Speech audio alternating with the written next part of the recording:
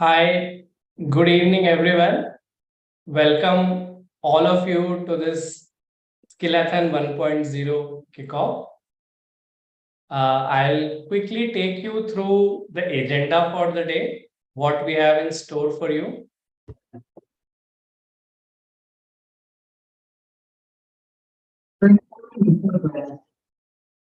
So we will start with opening remarks by Dr. Pramod Varma, which will be followed by a fireside chat, which Shankar will be hosting. And then after that, we will get into what all of you guys are waiting for, the reveal of all the challenge statements. And we will also take you through a starter kit. We'll go through a starter kit which we have prepared for all of you, which will have all the information, all the resources, all the key timelines which you will be needing to participate in the Skill-A-Thon 1.0. So yeah, at the end we will have some time for taking questions from all of you.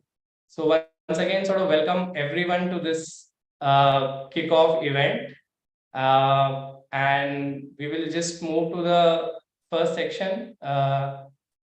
If we can move to the next slide.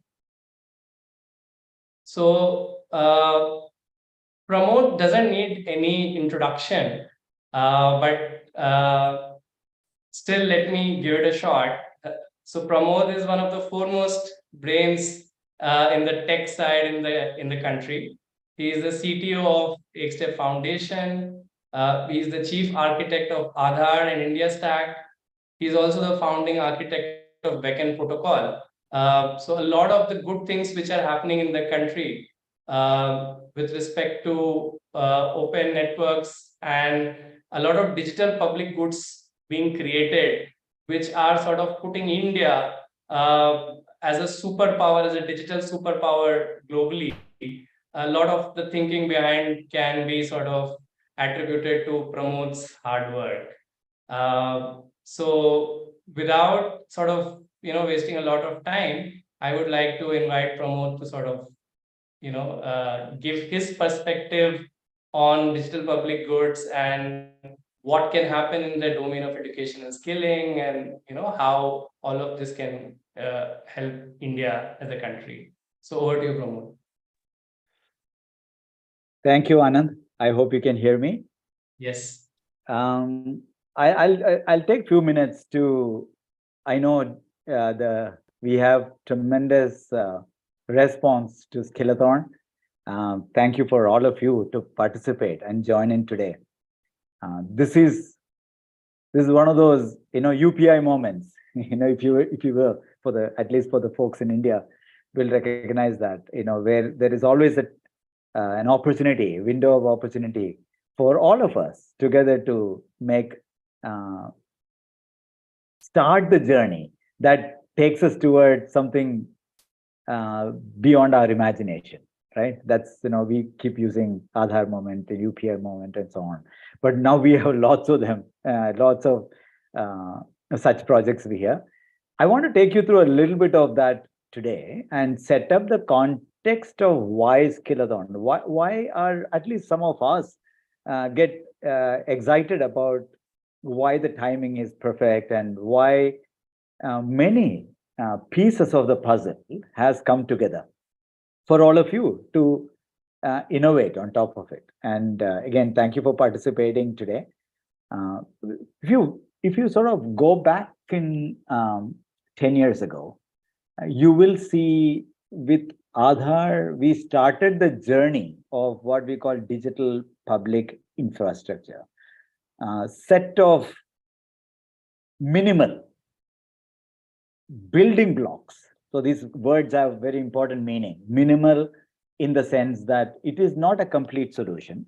Digital public infrastructure, by definition, like Aadhaar or UPI, by itself, only it does one thing really well. It does really well, but only very, very one small thing, like identity, in the case of Aadhaar. How does it solve larger societal challenges?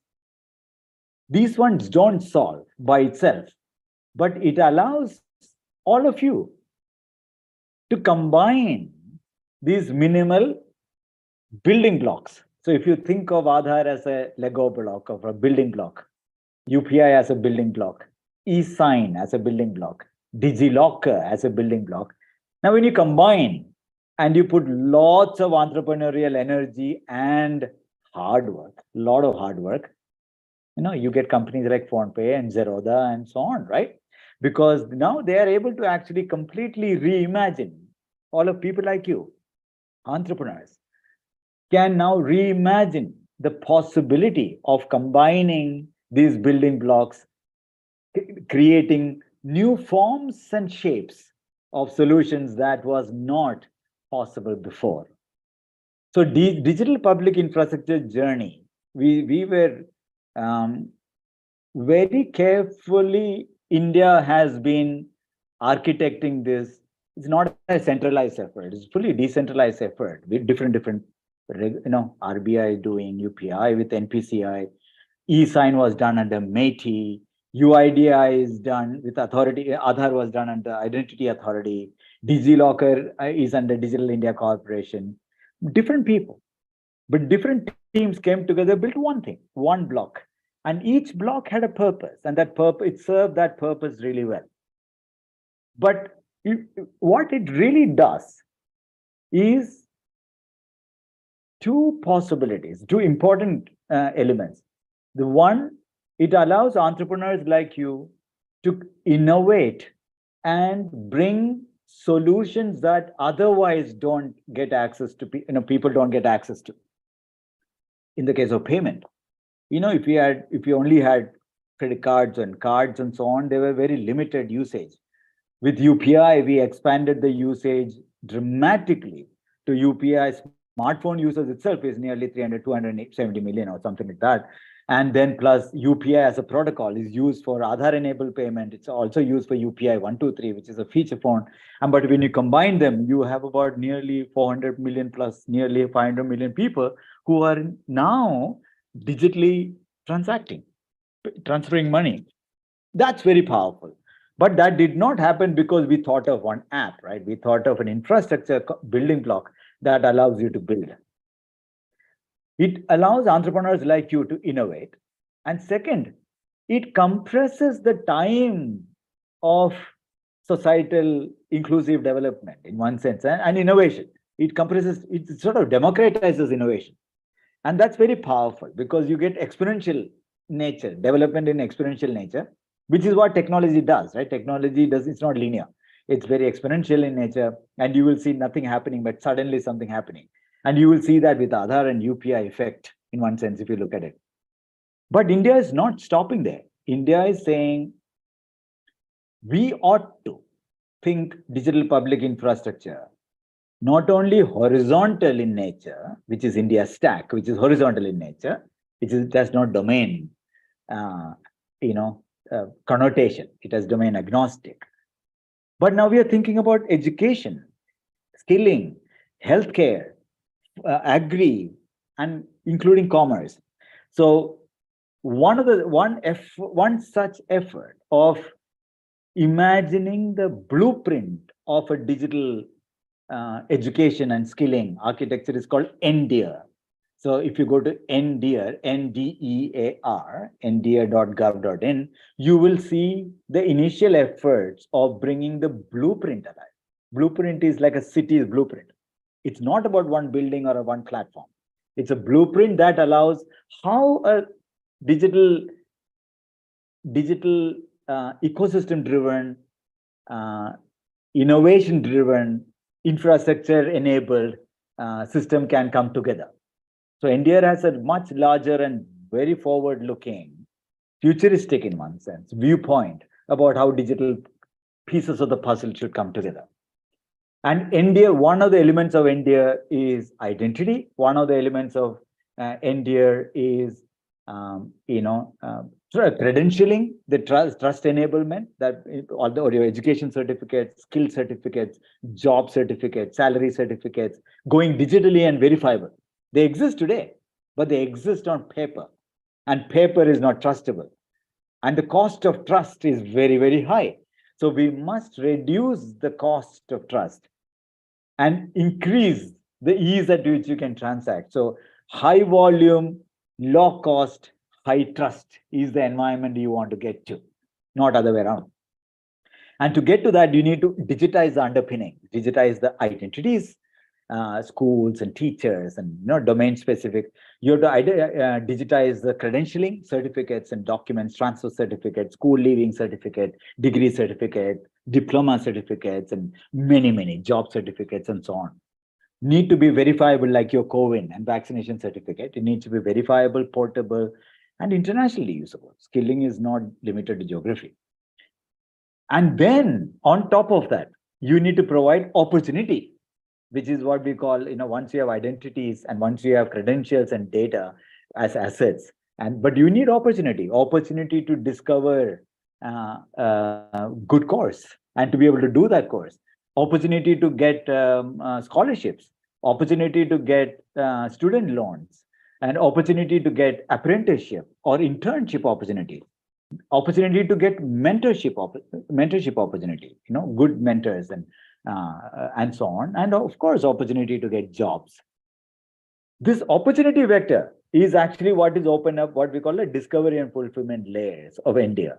So India is very nicely setting itself up. It's a decade-long journey. It's going to be not going to be straightforward, easy, and all of you are going to be integral part of that journey. But it tries to create a very, very forward-looking blueprint for digitally connecting every individual into both skilling and economic opportunities. Education, skilling, and economic opportunity. If you have a child in school, it's about learning. But if you are a high schooler, you already started thinking about internships and so on. And once you're in college, you're starting to think about jobs and career and so on. So this is a continuum. This is not discrete parts of life. So it's very important that we create individual at the center. You have to design this infrastructure with individual at the center. But unless all of you can provide innovation on top of that, we will not have diverse applications and so on. And ONDC, I just want to mention ONDC here because the discovery and fulfillment is what ONDC is trying to do. If you have not been tracking ONDC, you should track ONDC. ONDC is our open network for digital commerce, it's called. ONDC is about creating a network of consumers and providers unifying on a electricity grid, technology network, without one central platform. We don't need one big central platform collecting data and transactions and so on. We need decentralized network of providers and consumers. But if you think about skilling, and I want to connect ONDC and skilling, why ONDC is relevant to skilling? It's commerce, right? E-commerce. No, ONDC's idea of ONDC is much forward-looking. Idea of ONDC is to connect providers and consumers on an open network, not on an open platform. Subtle but important distinction. If ONDC's vision is to connect that, it might be starting with e-commerce today, but very soon, as job provider or an internship provider or a scholarship provider or a training provider or a mentorship provider can also be found by a student as a consumer. So provider and seeker or provider and consumer, you can play the same thing in skilling and education. And if you don't do that, what happens is while the white collar, a lot of white collar, as we call it, I mean, it's a grayscale, but white collar jobs or top of the pyramid, sort of high-end jobs, we have mechanism to somehow prove that I'm an engineer and I worked in so-and-so company and I worked for 5 years, I have good rating and so on. Because your salary levels are so high, frankly speaking, the employers don't mind spending the cost for background verification. But when it comes to a security guard or a plumber, it's not the case, right? They find it very hard to prove who they are, what they do, what they're good at, and how much good rating or experience they have. almost unprovable. This creates this very, very large information asymmetry, fragmentation, and unfortunately, low trust, very, very low trust as well.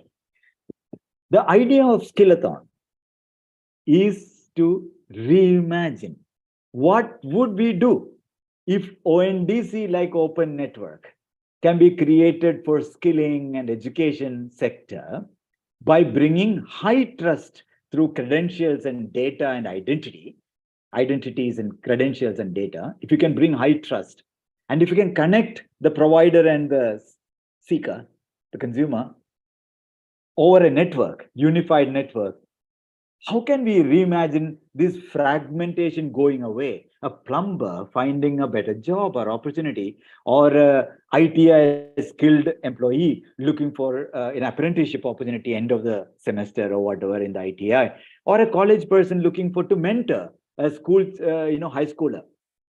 It's very, very interesting possibilities emerge. But you need high trust. Trust is very key. Trust of who the other person is. Who am I transacting with? Trust. And that is where registries, credentials, and data play a very, very important part of the trust establishment. But trust alone is not enough. Once I can trust, I need to be able to discover you and trust you so that I can interact with you in a secure, comfortable manner, whether it's a B2B interaction or a B2C interaction. So this opportunity, frankly, is enormous. And it could, as some of us say, could be this Skill-A-Thon. And if all of you put your energy and brain behind it, we could be tripping the first domino that creates a massive domino effect in the industry. It's for you to actually make that happen. All of us can only create the possibilities and imaginations and the underlying infrastructure like beacon protocol and so on. But imagination is truly left to you. So I look forward, very, very much look forward to seeing your submissions, seeing your enthusiasm and seeing your energy and brain power apply to reimagining what would 2025, 2030 look like for a good skilled nurse or good skilled employee or individual from India, both domestic and global opportunities in a high trust, low cost, massively unified network. That would be a powerful imaginary. I think I am very excited about it. I hope you are excited about it. And this is just a journey. Have lots of patience. Nothing immediately will happen. But suddenly you will see the UPI-like moment happening in the next few months and a year. So stay with it. Be the first mover and play first movers.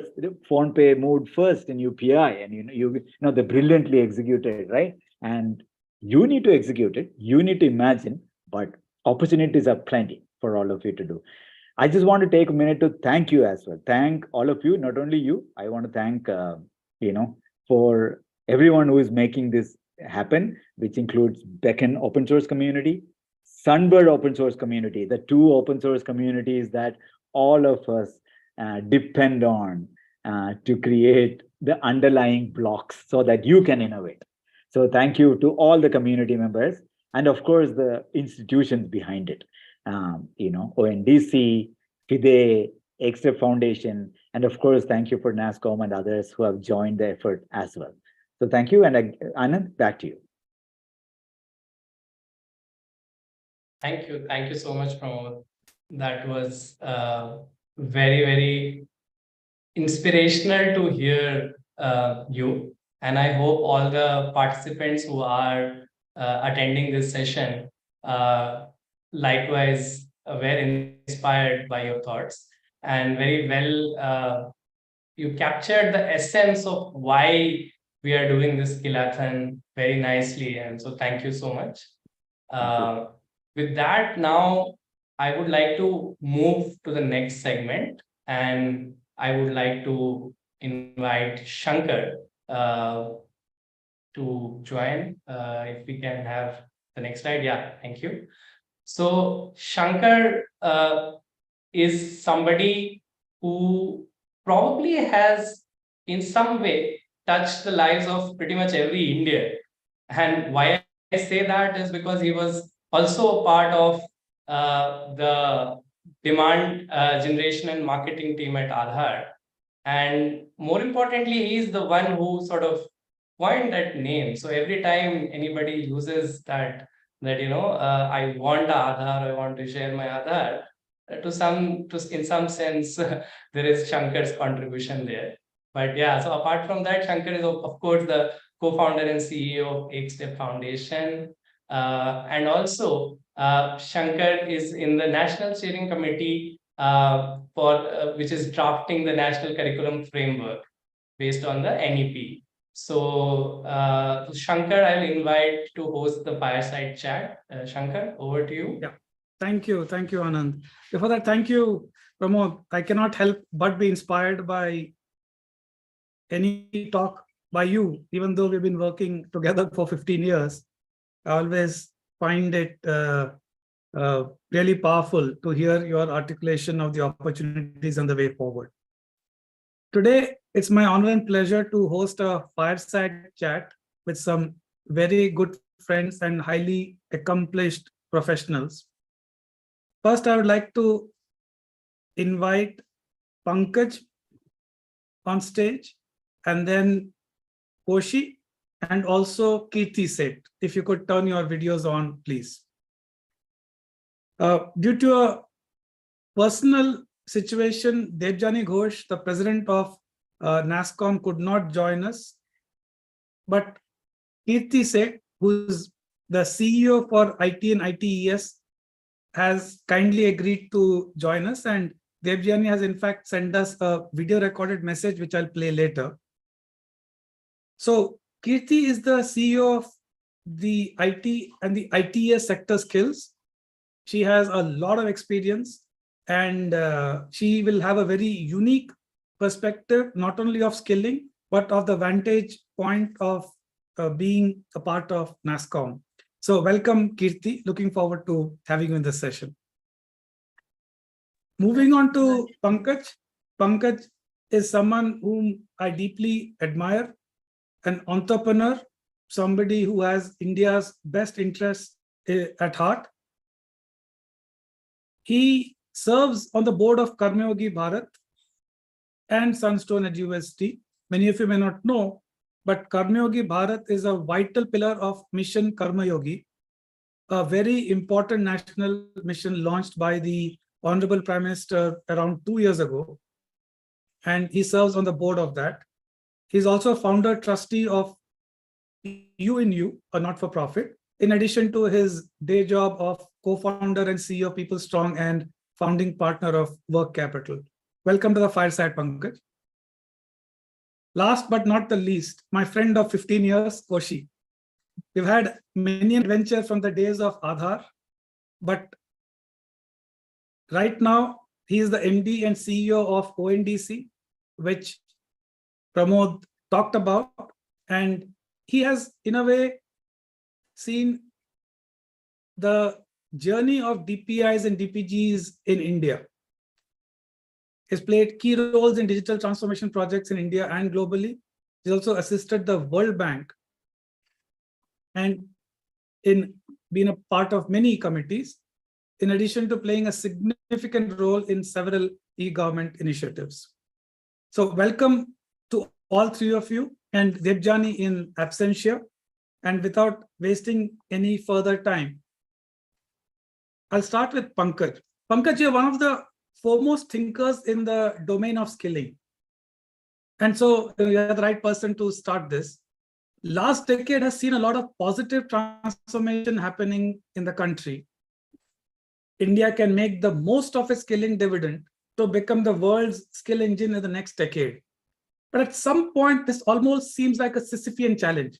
The Greek mythology, where the hero is cursed with rolling a boulder uphill every day, and at night the boulder comes back. So next day, he has to roll it up again. So we seem to have solved the skilling problem multiple times.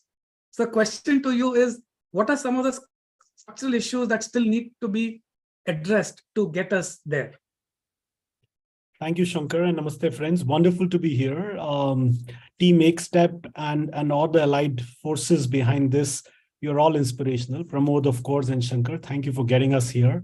Glad to be in august company of Kickoff and Kirti, and I'm missing Debjani, my fellow member on board at Karmayogi Bharat, but great to have you here. And I will, Shankar, go and give some context, which is a positive context, but yet, as you rightly said that we've solved this skill problem multiple times. It's like leaving a smoking habit. If you ask somebody says, I've left cigarette about 100 times, right? It's like that. The good part is that if I look at our company called VBox, which does the India Skill Report, it's quoted and everywhere. In last from 2014 till date, the employable workforce has increased from 33 to 50%. It's a massive jump. Having said that, still we feel, as you rightly mentioned, the skill problem is not solved. So what breaks that? So I will take about 150 seconds to explain that. So visualize one end of the spectrum, which is our so-called demand side, the corporations. They are constantly ready to spend money on a job board, on a placement consultant, on a search firm, on a technology, which can give them a ready to work or ready to hire candidate, which can be productive from tomorrow or today, right? We are ready to buy notice period. So we spend money all over the place, but we don't have enough capital to invest in skilling. And I know I'm exaggerating this point, but if you take the handful, 20, 30, 50 organizations of India, or top IT companies, top auto companies, no one truly is investing in skilling, right? So the thousands of enterprises. So that's one part. For solving anything in the world, we need two things. One is outcome orientation, and second is the language in which we can talk in, right? So I was listening to Pramod. And then comes the religion and the race and the gender. I'm keeping that aside, but assume that we need to solve, so we need to have a common language and we need to have one common outcome. Now, I just told you that the demand outcome is only ready resource. That's what their outcome is. Now, let's look at the other side of the spectrum, which is the supply side. The candidate, the student, is ready to pay for something which is called education, but actually he or she or his family or her family is paying for a job. They're saying, okay, I'm going to pay you whatever you want, but as long as I can get the job. So I'm paying for a teacher, I'm paying for an institution, but my ultimate objective is that. And in students' mind, they said, I will get a job if I get certificate. So I'm okay to pay for a certificate, whether I get it rightly or not so rightly. So their outcome in their mind is a job. There, on the other side, the outcome is a ready candidate. In between, the teacher, the education institutions, the applicant tracking providers, the job boards, everyone is just focusing to get paid on the effort they put in. If I'm a teacher and I've paid 8 hours, give me money for 8 hours. If I'm an institution, I've given you a certificate, you've cleared my assessment, I will give you. It's approved by the skill standard. But look at all the three constituents are broken because their outcomes are different. One wants to get paid for the effort, other wants to get paid for the job, and other wants to get a ready resource. So the outcome is different. Second point, the language, the bhasha that we use. The corporations are using applicant tracking system, job boards. They put it something called a job description. I'm an HR professional, but sorry to say 70% of managers still don't look at the job description while interviewing. 90% of the job descriptions are written by HR, not by the line guys. On the other side, if you look at the student, they put up CVs the way they wish to. They may have looked at the C++ book and they'll put it in their CV. There is no way we can validate that they should write it or not. So that's the second side. In between, the institutions which are preparing them are using no common language to prepare them. So they just give a certificate which may be of value, may not be of a value. So there is no common language which is uniting them. So if there is no standard outcome, there is no common language, how will it work? And I will conclude my point, hopefully in time. I have half a minute more. So visualize on top of it, there is a circle which is called women. Out of this whole equation, we have kept the gender on the side. Probably 80 to 20% of total economic activity is being contributed to them. So somehow, for some reason, women are left behind on the skilling map. Whereas if we get them more involved in the workers' participation, our GDP numbers, everything can go up significantly.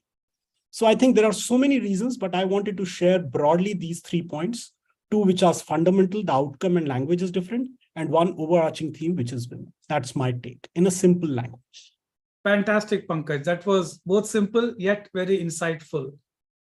Markets are looking for demand-ready resources. Students and parents are looking for jobs and certificates.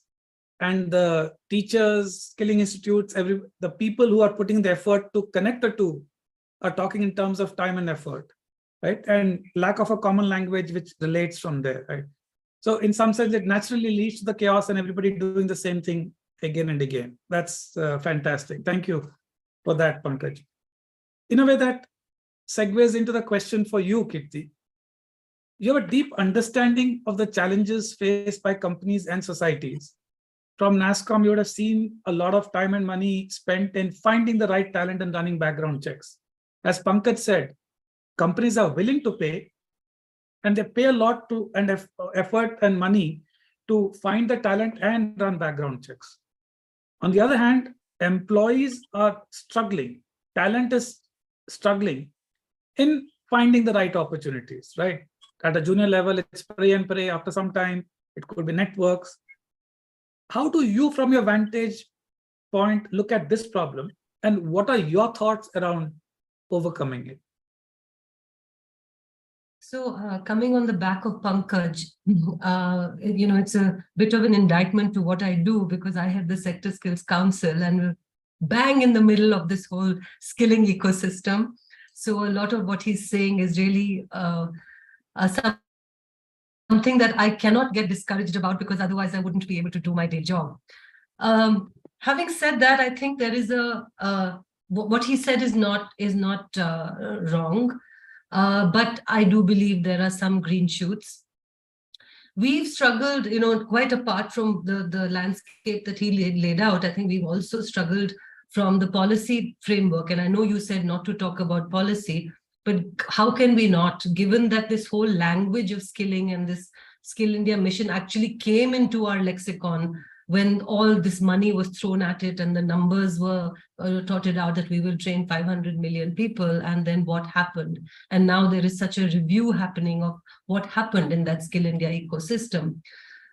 The fact is that an employer is not supposed to train someone. If we really think of globally, how many companies actually recruit someone to say, okay, now we'll train you for 3 months because we know you're not ready. So there has been a sort of a acceptance of the fact that we have a whole bunch of unemployable people coming out of our education system, and we will have to finish them. I mean, in fact, the word coined was finishing schools. It's actually quite tragic, because when you think of where finishing schools emerged from, the terminology, it was really quite different, but it became called finishing schools in India.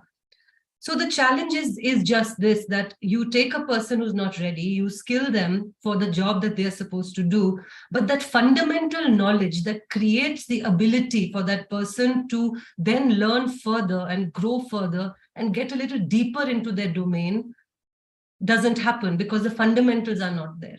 So the fundamentals truly are something that the education system does need to take on, because the companies will do a band-aid job. They'll just skill someone to do what they want them to do. So there'll be a factory created, but how deep is that factory? Is that factory going to be able to innovate? Is that factory going to be able to problem solve? Is that factory going to be able to be creative? Some really brilliant people will emerge, and that's why India is doing what it is in the IT world. But I think that's a law of large numbers. We just have so many people, and so many are so completely brilliant. And you have them on your call today. So that's how it emerges. But unless we dovetail the education fundamentals with the application, which the skilling part can do, and the two work together, and you are the architect of the National Credit Framework. I was just looking at your profile. So to me, currently, that is a good answer to where we are right now, because the education institutions are not looking at application. They're not looking at saying, can you demonstrate, student will be able to. It doesn't happen. So when you put the skilling on top of it, you make it credit equivalent, there is a hope that this is what will happen. And actually where I'm sitting, I am seeing that happening. I am talking to institutions. Some are, I think, a little ahead of the curve. So they are very on the ball. When you explain to them what the structure is, they say, hey, how can we leverage this? They then come back to NASSCOM and say, all right, we taken this skilling course. Now get us industry applications, get us industry problems, because that's how we want to make it real. But this is also a big change. How does industry suddenly start sending problem statements to colleges? That mechanism is also something I think that we are thinking about how to create at NASSCOM, because we have the industry. As a Sector Skills Council, we work with institutions. So is there a way that we can do this in a structural way, not just ad hoc that, okay, I've connected two people together, see what you can do, nice conversation, and let's get on with it. But what's the model that we can take that can actually do that? I think the fundamentals, the application of the fundamentals through skills, and then the ability to say, how do I make you more conscious of what the real world is? I think the word that Pankaj used was the language. Actually, we in the skilling world use the language as the skills taxonomy, where we say that how a job description is written, how a student learns something in their college. So the course description has no link to the job description or the job title. So how do you marry the two together? This language is a serious problem. So we look at it from a standards perspective. But I think the fundamental thing is the quality of that credential. Because if you are coming out with a paper or a certificate, what does that certificate stand for? Once we start questioning that, I think right now there's a kind of a resigned acceptance to, okay, and in fact, the high cost is that companies will only recruit from a few colleges. They say, these top 200 is fine, but the rest, I don't know. We don't want to go there. But this is India. We have 46,000 colleges. If we don't enable them, how will we ever transform? So that's, I think, the problem that we need to solve through this language, through the models, through the structure, through the right credentials, and see that credential stands for something. Thank you. Thank you, Kirti. You're suggesting that, look, obviously policy is important, but there are certain fundamental changes, and starting with education, preparing the children.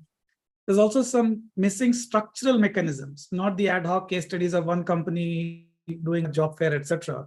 And you seem to be endorsing the need for that language to unify skills taxonomy with academic description, with professional job description, right? I think it's the right time to segue to Kickoff. Kickoff, over the last 15 years, you've seen the change from Aadhaar to UPI to ONDC. You've seen the change from platform to protocol, right? And you have learned a lot in ONDC itself of the power of harmonizing the language in creating protocols. If one treats grammar also as a set of protocols, right? So in your opinion, what all can we learn from ONDC and apply in the domain of skilling and education, given what Pankaj talked about, language, common outcome, and what Kirti talked about, that, look, there are some structural mechanisms that are needed, and endorsement of the harmonizing the language between skill taxonomy, academic and professional.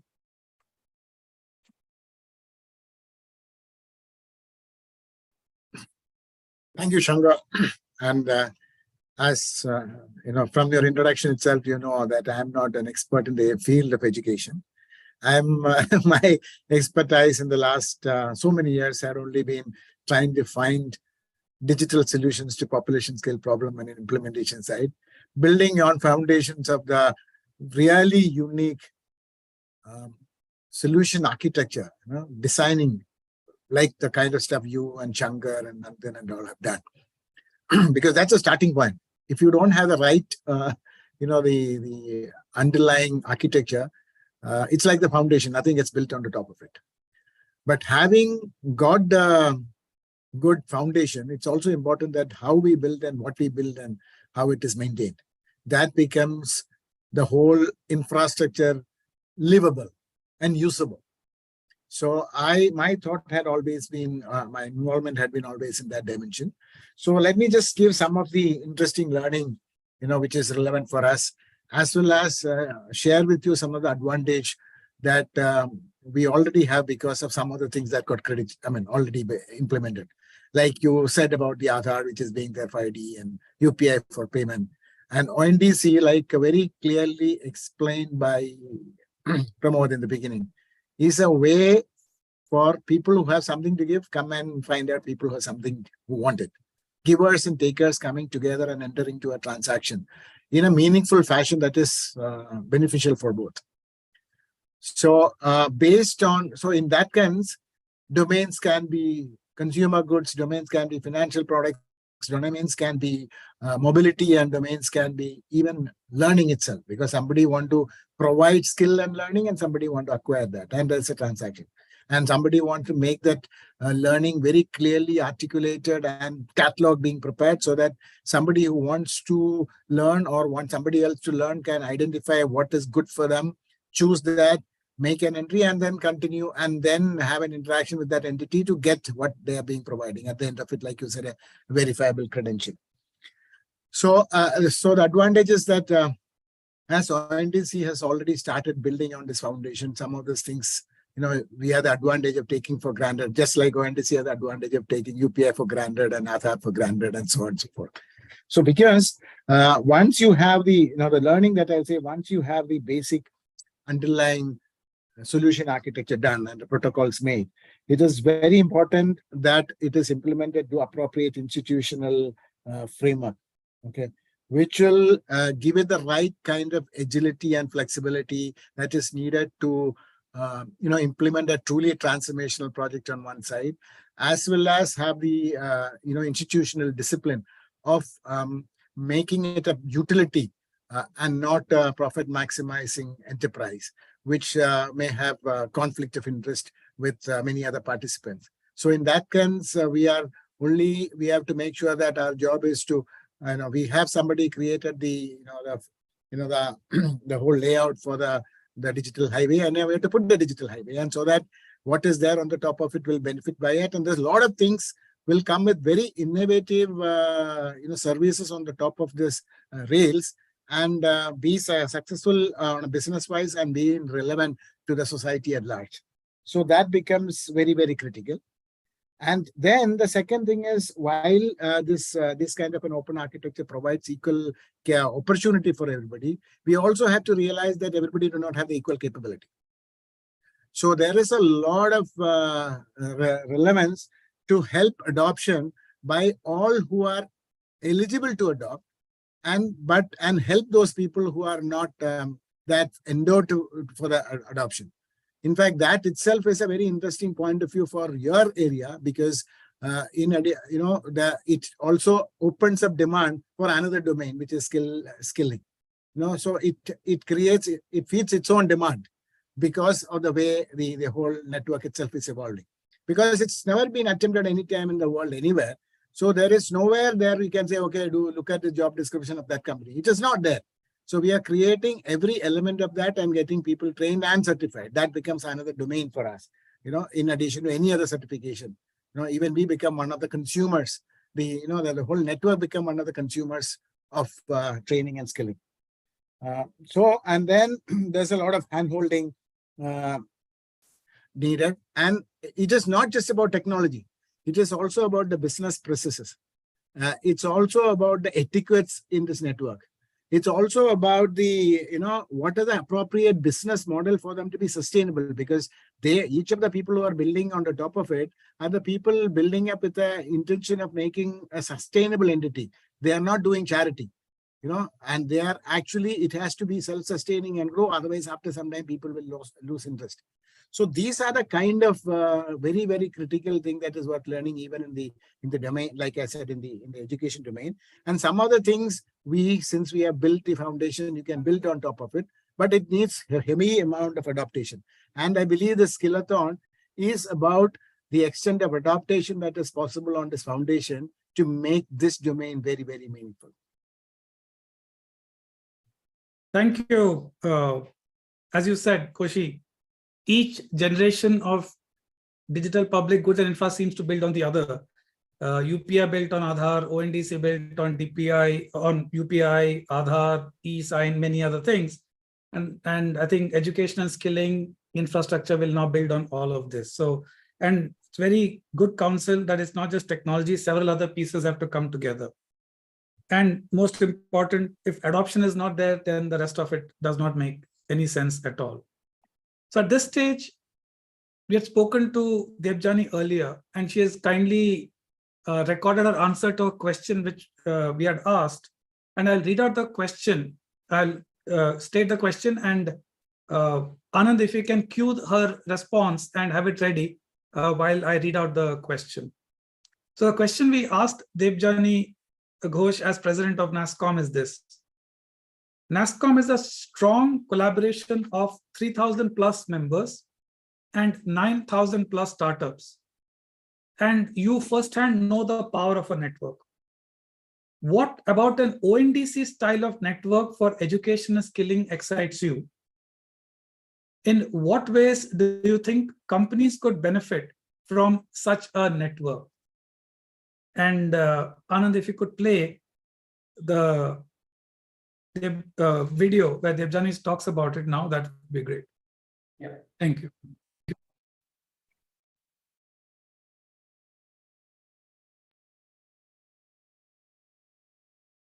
Just give it a moment.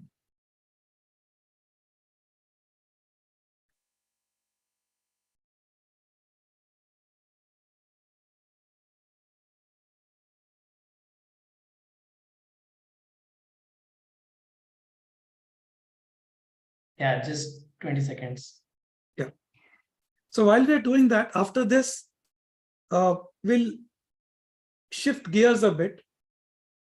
And yeah, we'll look at the shift in the demand profile. And Pankaj, I'll come to you and ask you about what are some of the things that you see. But yeah, okay, we have the video ready. So yeah, over to Debjani. Another very, very interesting question, one that I've actually been thinking about for a bit, but so this concept of a open skills network, and I think of it more as a skills network, is a tremendously powerful one if it is built right.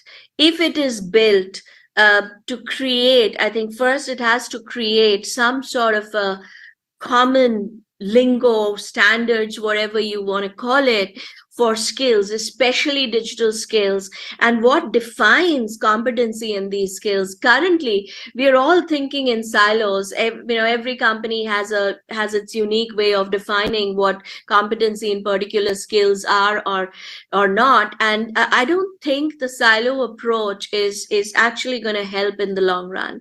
So, an open skills network, which creates that common lingo, which democratizes skills by creating more equitable access to all. It doesn't matter who you are, where you are studying, which city you're living in, which language you speak, but your ability to access skills and access the best skills, you have access to the best skills can tremendously change the skills landscape in India. It of course helps companies significantly, can help companies significantly. One, to strengthen the link between skills and employability, which is still a huge issue in India because a large percentage of our graduates are still not considered fully employable. And it can also, of course, bring down the cost of talent search, etc., which always helps India strengthen its position as a preferred destination for talent, for innovation. So, again, I think it's a very, very interesting idea for sure. And I think India has to be quick in thinking through how it can be set up, how it can be done.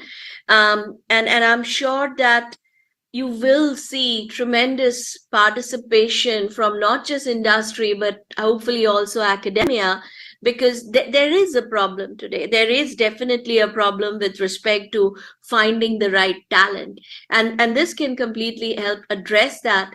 And as I said, it can fundamentally change the skills landscape in India. So yeah, it's a very, very interesting one to think through.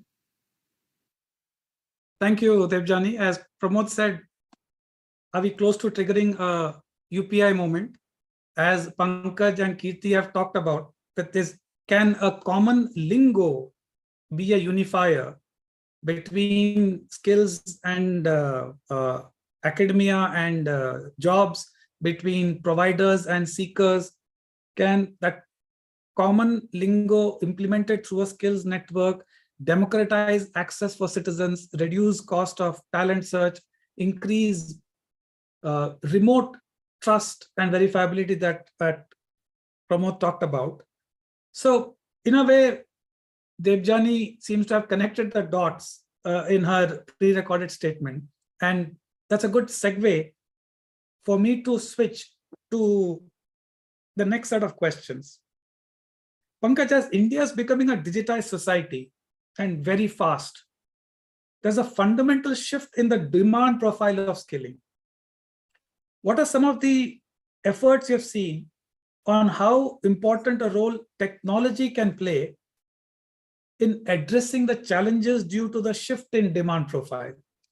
A lot of in sectors, government, sometimes market players are blindsided with the speed at which the demand profile is shifting, right? And the supply side takes time to catch up with that, and therefore people are left coming up with their own ways of solving for it. So what's the shift in this demand profile, and what's the role you're seeing that technology can play in addressing these challenges? So I think, Shankar, lovely to hear Koshi and Kirti and everyone. So my view here is that the traditional definition of digital literacy, which is software, hardware, application, safety, and self-assurance, is a given. But I think the new skill that is expected is a data literacy, right? That is becoming the core in the definition of digital literacy. So that's one fundamental shift in a profile that's happening. If you go forward, the traditional classrooms to online is happening. There is a lot happening here. I think Pramod started with the NDAR, right? Or National Education Technology Forum, or SAFL, which is Structured Assessment for Analyzed Learning for class 3, 5, 8. So I think there is so much happening, even TQIP, right? And I'm sure Kirti can talk more about them. But when I look at these initiatives, there is a lot that is happening all around. But what pleasantly surprised me the most of this demand is, let me put it by a name, like an auto sector. 1 in 4 jobs in auto sector today are of tech jobs. Till 3 years ago, we could have never thought. We thought auto jobs means there is a paint shop job, there is a mechanical job. But 25% plus jobs have moved to tech jobs in auto sector. Actually, today morning, yesterday, the article came that I write every week on jobs in Dainik Bhaskar, which is a Hindi national daily, where my article's title was Technical Jobs in Non-Technical Companies, the so-called technology jobs, right? We always thought that technology jobs are for IT services or product companies. If there was a job index, it will move basis these companies hiring, right? If Infosys and Wipro sneezes, the whole India employment market goes for a toss. But it's not the case anymore. In spite of a bad market sentiment, Shankar, the sectors which are Make in India sectors, if I can use the word, saved our job market. It is only because the digital profile of jobs moved there, the technology jobs moved there. So that's the fundamental point I have. What the technology can do for us, I'm hoping that people who have logged into this call, and I think someone was asking a question, they will help us in building the technology which reduces the friction with what we three discussed at your first question. There is a friction between all the three parties, the service providers, the corporations, and the students and families. Can that friction be reduced? It can be. Can you build up? Somebody asked about a resume. Can you enrich a CV to an extent that I have everything that I want for Pankaj? We discussed about a UPI moment, or Koshi was talking of ONDC. So it's such beautiful stuff being done. Can we expect that Pankaj Bansal's CV will be available on every platform? Is it mandatory for me to be only available on a job board which is monopolizing the market, and I'm going to pay thousands and lakhs of rupees to find Pankaj? So is there a technology that exists for all of us to enrich the CV and make it available when I want on the system that I want, and I'm ready to pay whichever channel I'm doing? So Shankar, that is my hope. That is my dream. There is enough happening through government, but I think it's now time for entrepreneurs who are on this call or this ecosystem to do it. So that's my take. Thank you, Pankaj. Again, short, brief, insightful, and mind-opening. Koshy, how is India becoming a digitized society helping ONDC? Based on your experience of getting ONDC up and running, what are some of the key challenges that the community and the Skill-A-Thon participants should watch out for?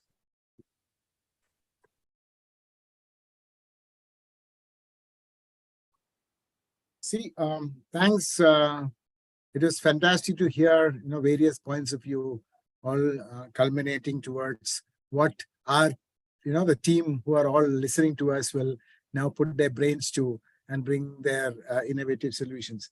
Because essentially what I believe is what they are supposed to do and what they are expecting to do for us is to find solution to the challenges. And let me just highlight some of the solution or some of the challenges so that it can help them in building the solutions. And I'm sure that you would have given them not so easy use cases for them to shape it. But I'm just trying to give some of the thoughts to sort of share with them the challenges behind it. In a practical way. See, if you as you heard that it is.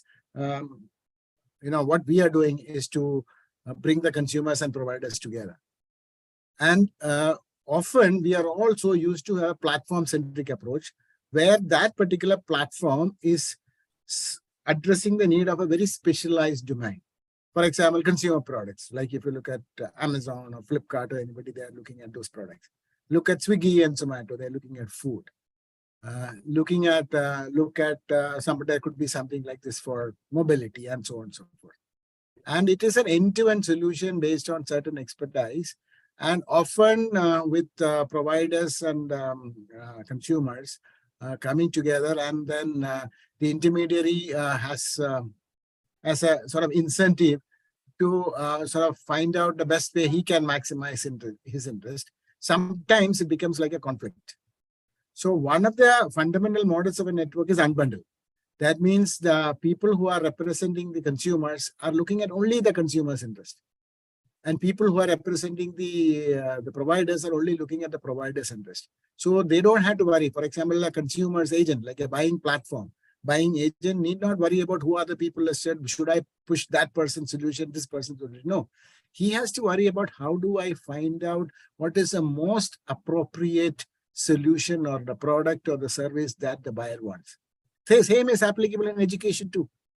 If I am coming to this network, to the buying side of it, I want to get trained.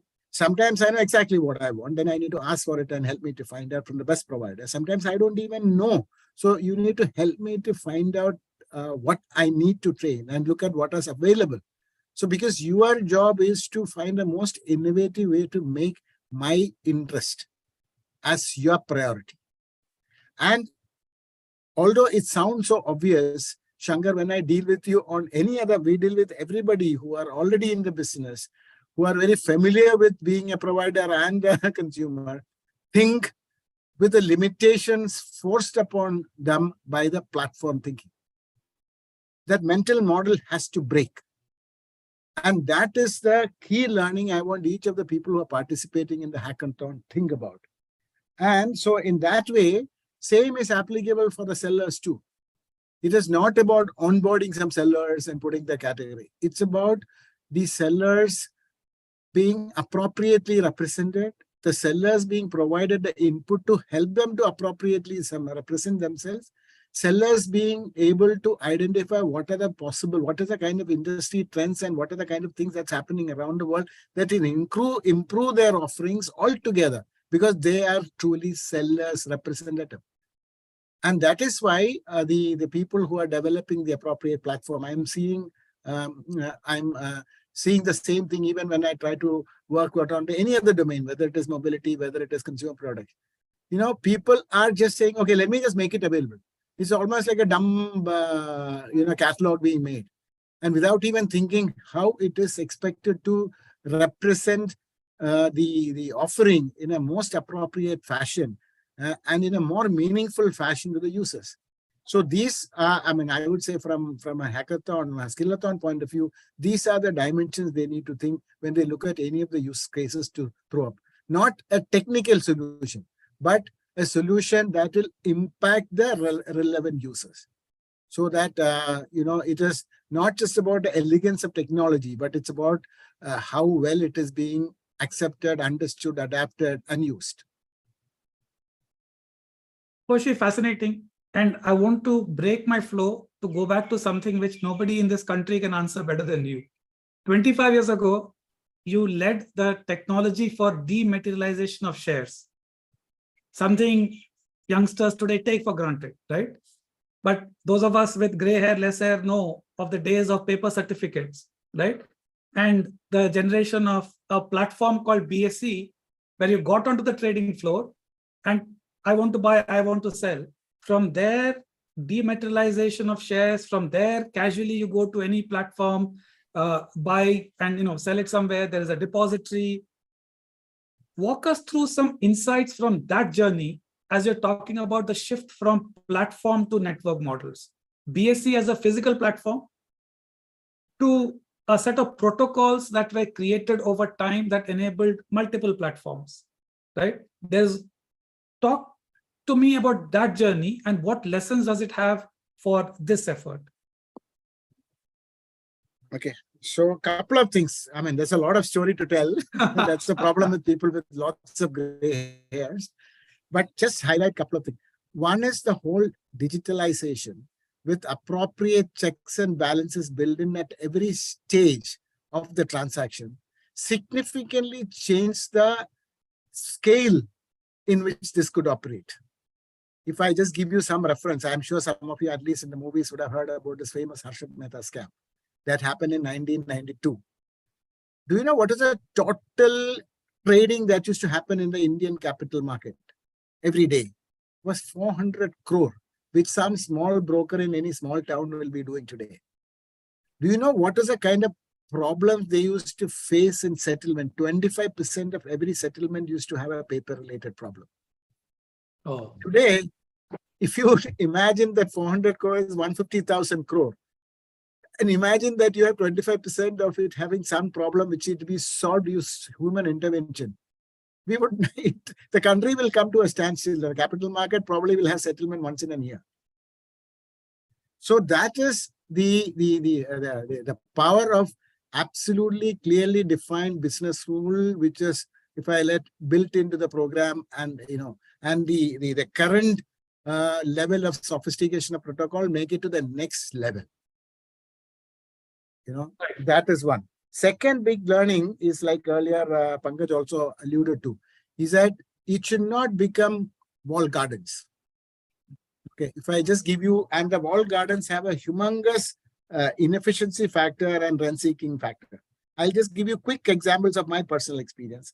Again, I told you about the 400 crore per day transactions. Those days, what was the price of a BSE membership? If somebody wanted to buy a BSE member ticket, and on a market that holds 400 crore a day, total, all the brokers together, it used to be in 1992, it was about 4 crore. Why was it being sold at that value? Because that was ability for rent seeking was proportionally so high in such a slow market. And such high rent restricted and limited extent of participation. When again it became like a relatively open, broad participation, it just went. Today, you're talking about nobody will buy a ticket. It's only some statutory compliance that they have to do. And the cost of transaction those days used to be something like 5% plus, has now become basis points. That is what also triggered all this, extent of transformation. Same thing, I'll tell you, forget about even that day. Even in the email, we take for granted. One of my favorite stories is that one of the early adopters of email as a medium in India was me. And earlier we used some jugaad through ERNet. And when the first commercial net became applicable, I took the, the only wall garden that was available. And I used to pay a few rupees for one mail up, some few bytes, and one mail down, some few bytes. And forget, this is the most horrendous story I narrate whenever the challenge of a closed platform. Is at that time I did a joint paper with my then professor, my professor and from IIM Bangalore. We did a paper together, and she said, "Koshy, I want to share it with my friends in Cornell, where she did her PhD." I said, "Of course." I very proudly said, "Ma'am, you should send it by mail." She said, okay, do it. Koshy, you have the access? I said, yes, I have the access. So I attempted to send this 2 MB Word file by mail. Why I'm saying attempted is because it never reached. So I tried 2-3 times. Can you guess how much I paid in early 1990s for attempting to send a 2 MB file? Maybe 2 times, 3 times I might have attempted. I don't know. I paid 20,000 rupees. It went from my pocket. So I know it's not a story. Again, the challenge today, will anybody think? Of course, technology will, but it is again, forget about the technological advance and the bandwidth and so on and so forth. It's about closed platform and open platform. And it is going to give humongous possibilities of new building blocks and the way in which new building blocks can be stitched together. Wow, there's some story around a fireside chat. Kirti, hearing Pankaj and Koshy, as we're shifting from the world of paper to digital, as society is getting more digital and digital is creeping into everything, as we're shifting from the world of platforms to the world of protocols, and as Koshy elegantly argued, that this reduces the cost of access, reduces the cost of establishing trust. If 25% of the problems are because of paper, the paper existed for only one reason, to establish trust, right? The KYC, which shifted to AKYC in the mobile phone industry because of Aadhaar, solved the problem of trusting the identity of the applicant, right? So by reducing the cost of trust and doing it in a manner which increases trust, by reducing the cost of access, by making it easier, cheaper, and doing it in a manner which actually increases trust. If you were to project next 10 years, given we already have good infrastructure like sector skill councils and a whole bunch of stuff, what would be your dream and wish list if we were operating in a world of protocols and not just platforms, walled gardens, etc.? So walk me through, what would that look like? What would that dream look like for you? Wow. That's a tall one, but hey, why not? Why not? Why not? So I think the biggest, and please, it's very difficult to imagine a future when you don't even completely understand what the underlying technology is, but I'll take it at the surface value of there will be high trust for the credentials that someone has. So now this whole thing of verifying background, that does the person have this degree? Does this person have that skill? So all that goes away. So now when I see the paper, I trust that the person is capable of the things that the person said that they're capable of, because the testing that has happened to assess that is also proper. So it's the quality and the authenticity of that credential. So suddenly, today that I talked about those top 200 colleges that companies recruit from, now that goes away completely, because now you can go to the 43,000 colleges. You don't have to just limit yourself. You don't have to say that geographically I want to be here, institution is this training provider, that skilling provider. All that goes away because now the credential has meaning, it is verifiable, it is credible. So everybody gets an opportunity. So in terms of inclusiveness, this is the dream. The second thing that today I think really bothers the employer is identity. So is the person who took the interview really the person who's coming to join my job? And now with this whole remote thing, while companies are not talking too much about it, it still exists. We run a platform, a skilling platform, Future Skills Prime. We are now getting requests for learners to say, oh, can you please change my name on this certificate? And innocently, we took they gave the ID, the Aadhaar card was given and said, see, this is my Aadhaar card, this is my name. Only to realize that when they actually logged in, they had used a driver's license. So now there is no match between what is the proof you gave me earlier and what is this proof now. Simple. We are a sector skills council. We never thought that we have to think so deep about this nefariousness and creativity of people.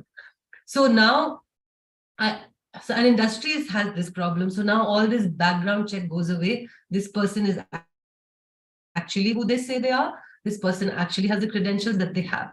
Now what happens because of that? That the person who's issuing that credential better get the act together, because now I know that the degrees that come out of this bunch of universities is meaningful, and this bunch of universities is not meaningful, or I have a way to do that. No, I think that won't happen, because if the credential is meaningful, everybody has to give the same meaningful credential. So the people who are at the bottom of the pyramid will have to up their game. Because if they don't up their game, they won't meet that credential benchmark. Because my credential has meaning, my credential is authentic, my credential is reliable. So I will effectively democratize everybody's opportunity to apply for a job. I will make skilling aspirational, because now that skilling credential or that education credential, why skilling why only skilling? Skill, both of them. I will trust it, because the ecosystem has now become a trusted ecosystem, and all the costs that go into the crazy recruitment song and dance that has to happen goes away. My plumber, my driver, my beautician, my construction worker, suddenly now their credentials become meaningful, because my Sector Skills Council certificate means something.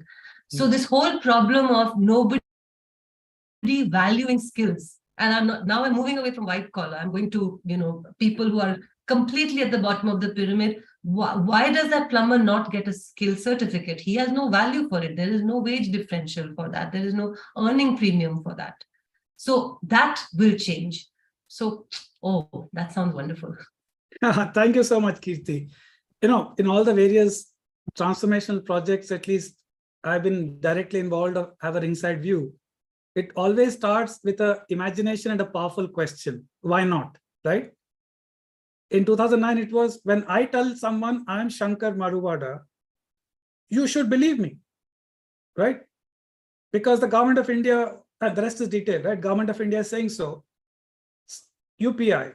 Pramod just asked a simple question. Why can't I send money the way I send email? What's the big deal in all these paper checks and all that, right? Not that we were either from identity or from finance sector, right?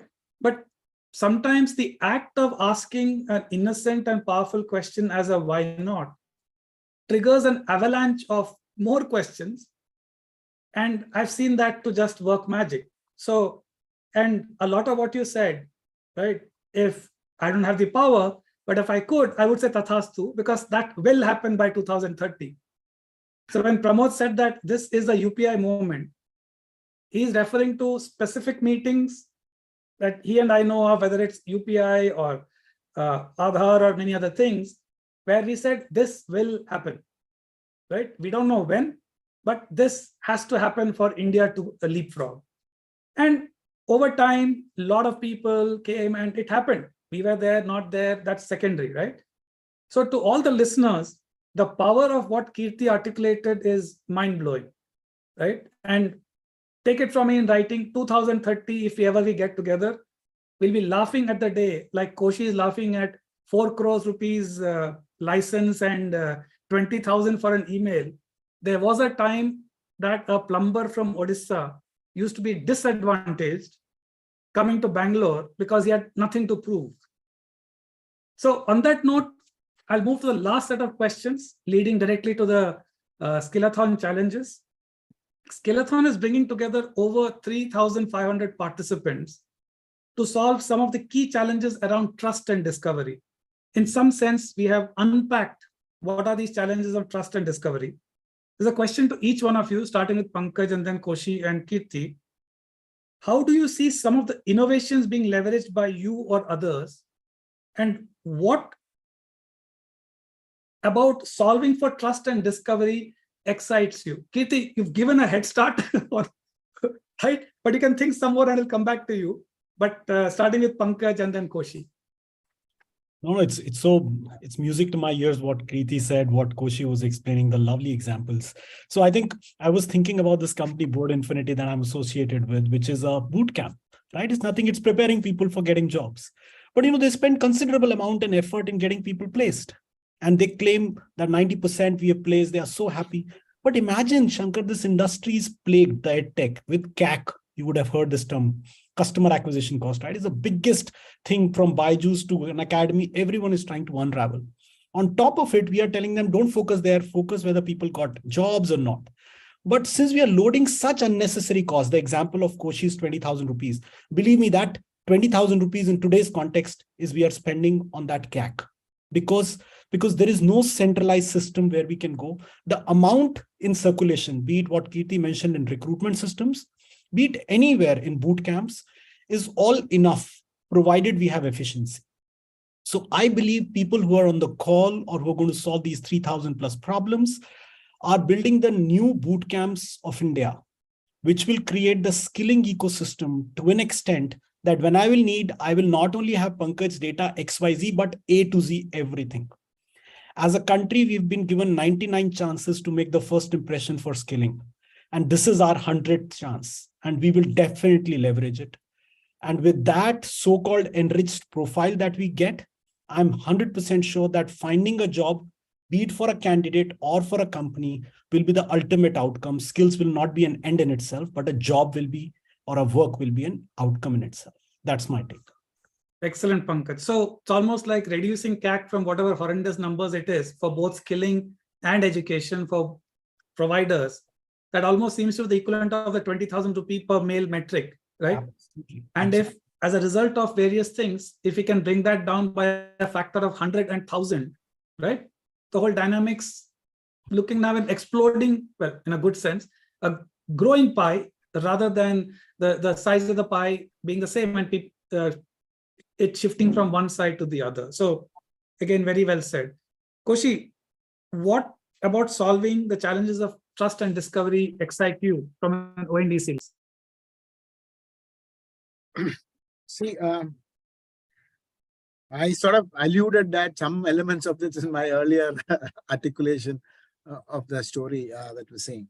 See, when you are really bringing about an unbundled architecture, okay, so the innovation becomes very, very important. Innovation in terms of how like I earlier said, the sellers are represented and the buyers are helped. And also how each of the, when these building blocks are provided by various entities and enterprises, how it can be seamlessly stitched together and how, the end consumer or the provider can feel confident about each of the element, its quality and its trustworthiness. So if you ask me, especially since I'm working on commerce with multiple domains, and I end up sort of discussing with, this issue with multiple domains, it sort of, hits me is that there is humongous possibilities for building the trust in each of the element. And there is a lot of learning that can be taken from one sector to another, to one domain to another. And especially in the context of an open network.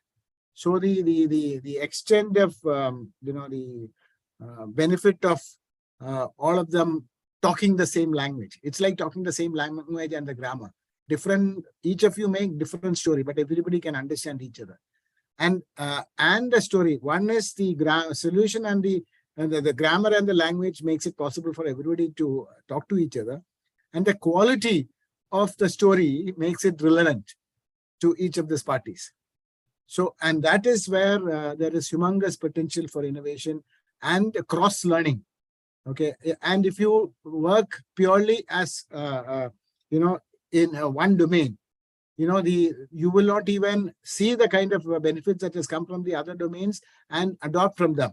So the beauty of what Pramod and you guys, etc., have developed in terms of the protocol, which is like the transaction level, which is the base, and the top one network level, which is enabling multiple domains to build on whatever that is common, learn and use whatever that is identified and learned from the others in a very, very effective fashion. That becomes possible. Again, I have a bad habit of telling stories, so I'll just take a 30-second to again make one of the stories. Somebody explained to me, I don't know how true it is.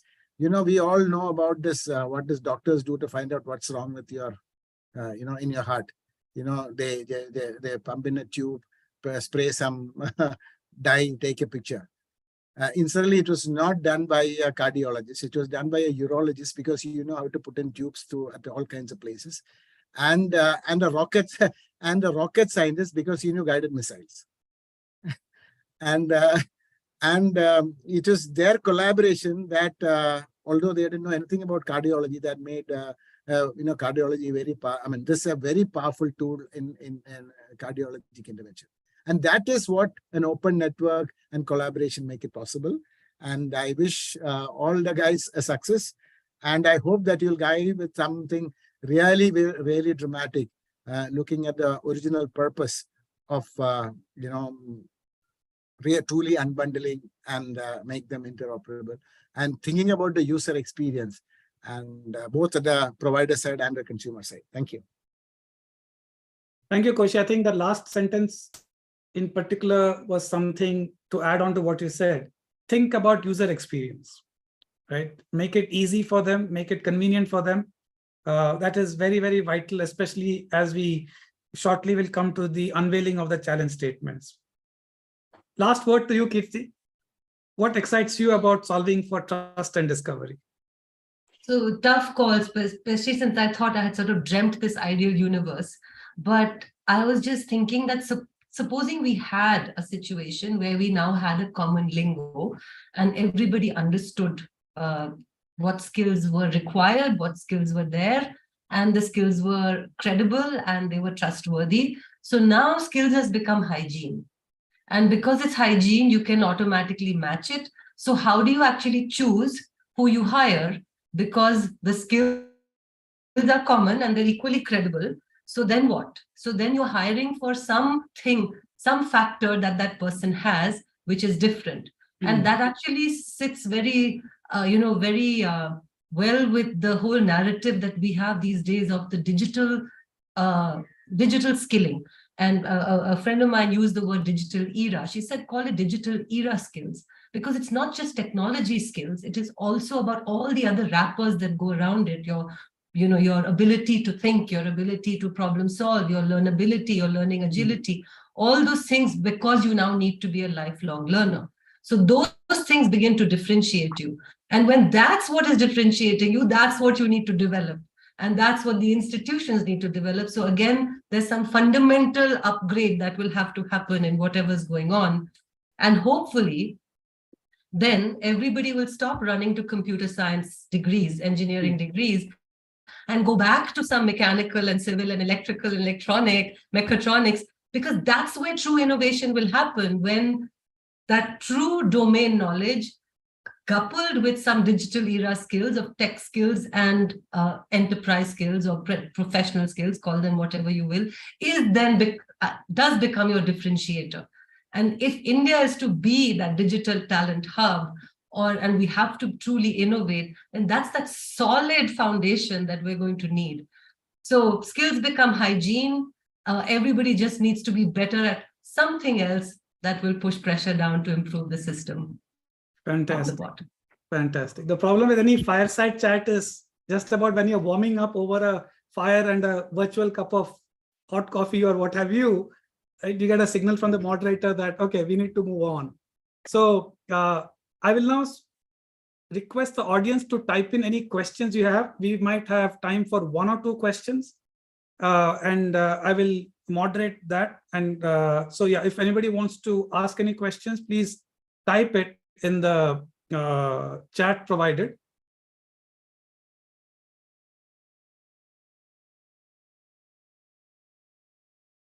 If not, I will very greedily use the few minutes extra to ask the panelists one more very quick question. So there were a lot of questions, but we have been trying to answer on our side also. Okay. So you might see the panel empty. We have tried to answer a lot of questions, but yeah, audience can Okay. post new So one of questions. One of the questions I remember, and I think you might have answered it, is it even possible to create a common lingo, right?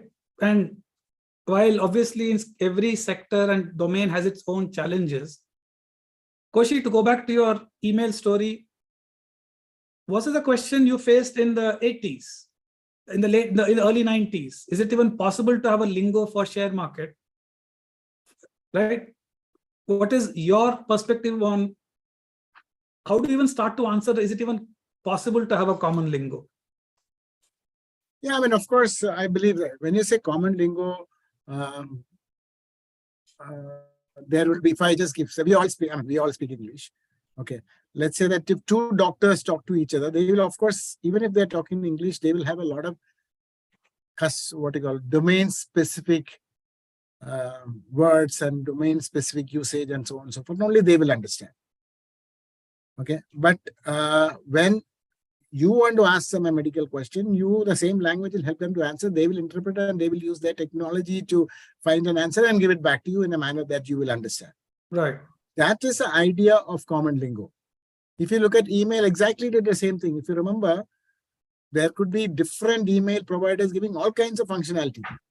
But if your email providers with exquisite functionality want to give you all services and say correspond with me, then you use SMTP as a protocol.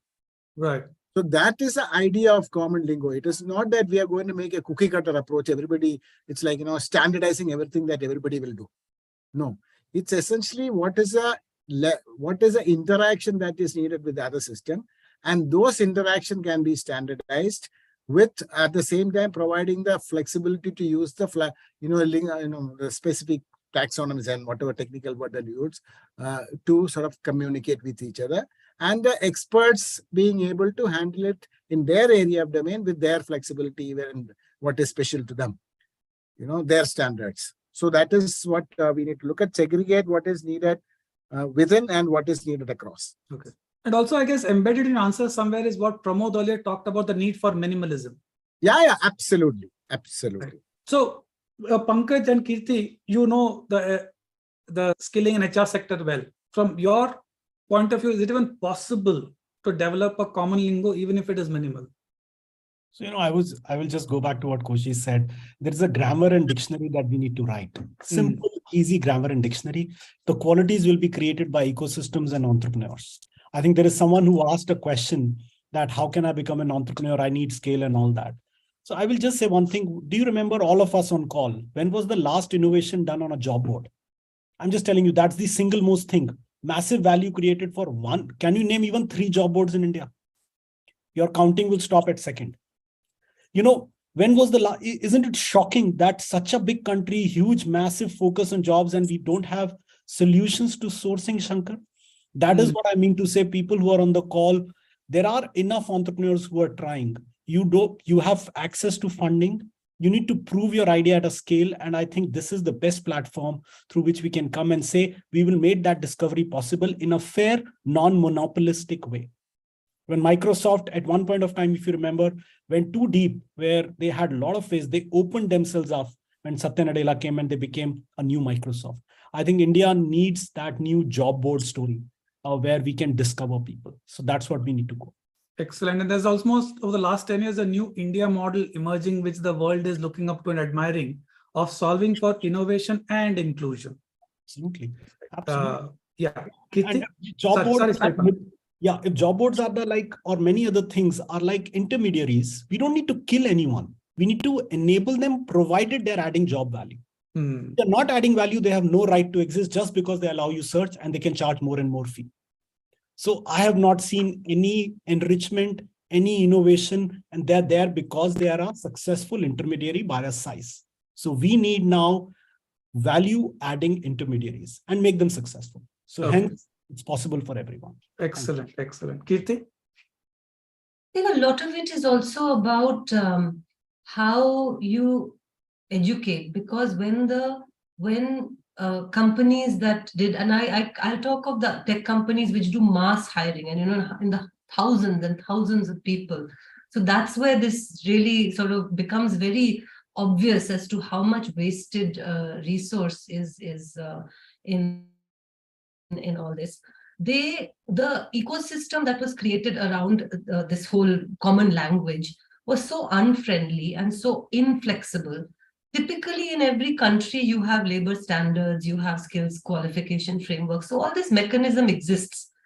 In some countries, take in Australia, it's very well adopted and very well understood. And so industry and the and the standardized language actually talk the same language because they've evolved that way. In our country, it sort of became that it's either forced down or the system is so inflexible that it's not evolving with the changing needs of what the employer wants. So that evolution, that dialogue just didn't happen. I'm seeing that opening up right now. I'm seeing a real desire in the government also to listen and to say, hey, we need to be flexible. The world is moving really fast. We also need to move. So I feel a little hopeful. Will it be everybody using everything the same way? No, I think there will be a certain core that will be understood, much like what Kickoff said about the medical fraternity. When you have to interview a doctor, you will ask him questions about in that particular language. But when we interview a data architect or a machine learning engineer, everybody's using their own definitions right now. But that's okay. Maybe it's very new and all these job roles are new. And so these technologies are new. But this is a great time to start talking about this common lingo. And I think that's what is the attempt. We're part of the G20 right now. And that's, in fact, one of the biggest topics that India is proposing on the mutual recognition framework. And that talks about a common language. So Europe has done it. Australia, New Zealand, Malaysia have done it. So we have examples. So therefore, there is hope that this can exist. Excellent. There's another question and I'll answer that and we'll have to conclude with that. So it almost seems like, as Pankaj said, there is a grammar and there's a dictionary. In a sense, language comprises both vocabulary and grammar. So if you separate the grammar from the dictionary will have tens and hundreds of thousands of words, but the grammar will have very few rules. So if you going back to where we started, there is a need for a common lingo.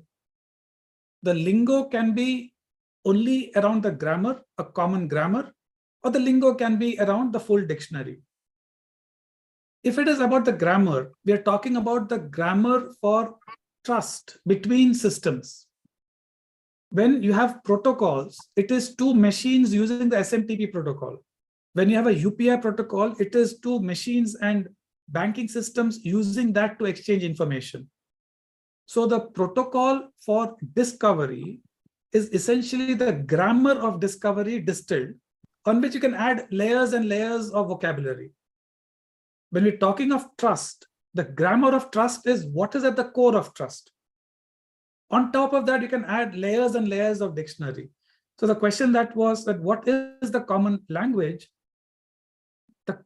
In this case, I would interpret it as what is the grammar of trust? What's the grammar of discovery?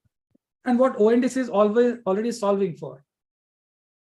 In that the grammar of discovery they're solving for in certain sectors, it's extending that. That is what DSCP is about. The grammar of trust is using verifiable credentials to claim whatever you are claiming. That is what Sunbird has solved. It's a question of taking these two building blocks. And on top of that, layering innovations of the type that the 5 challenge statements will talk about.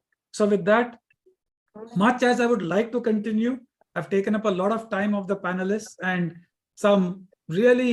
I had fun moderating it. And so it doesn't matter whether others took away anything or not. I had fun. And Kickoff, more power to you and your stories. And we should catch up over some brew and continue that.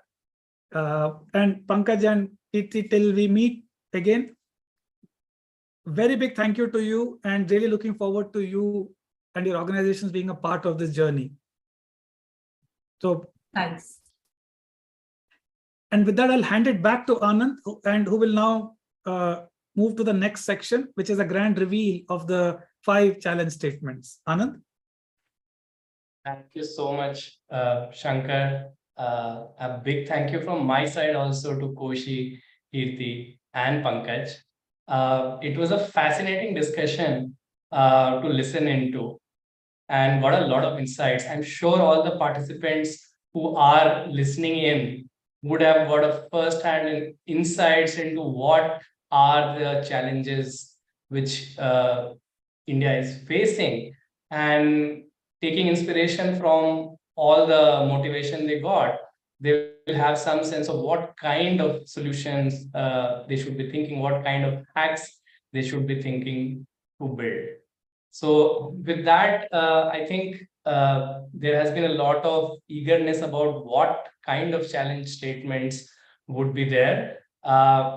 Before going there, just a very quick announcement I wanted to make. A lot of requests had come in to sort of give a little more time for registration, especially also because this inspiring talk happened today, the kickoff happened today. So anybody who has still not registered, the deadline is extended till 16. So, I mean, the deadline for the idea submission is also 16. And till then, you all can still continue to register for the hackathon. And I would urge everyone to sort of form teams of 3 to 5 so that you are able to submit your ideas. So that was one announcement I wanted to make.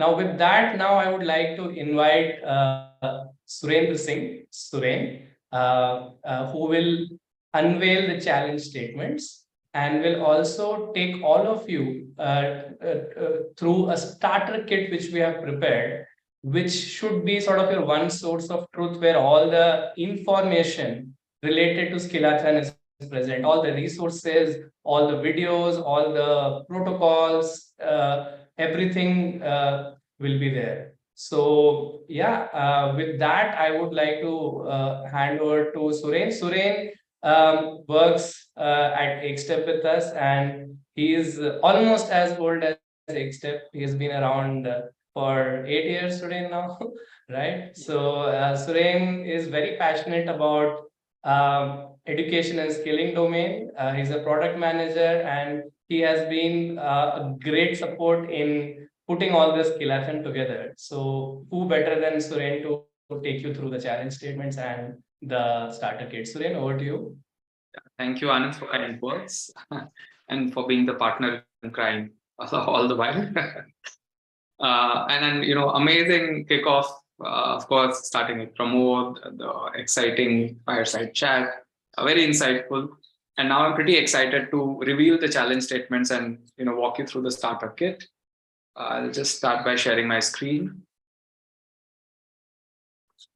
Hope you can see it. Yeah, we can see it, Suren.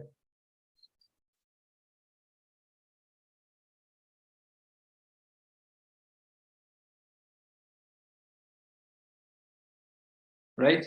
So just few more moments and we will get to hear the challenge statements. So in the next few minutes, I will walk you through the challenges, the timeline, communication guidelines, the first phase, which is the idea submission phase, a bunch of resources for you to you know, think about this whole challenge, the hackathon, and participate and prototype, build your prototypes. Finally, those who get shortlisted from idea submission will also get to build prototypes. So master classes for them, the phase 2, which is the prototype building, some house rules and general rules for us to all collaborate effectively, not to abuse our freedom of speech, and some FAQs to help you with. So this is the next few minutes. Without further ado, if there was any drum roll, here are the challenge statements. Right. So what we will have is 5 challenges, each one you know, having a prize money of 3 lakhs and a special bonus prize for the spirit of community.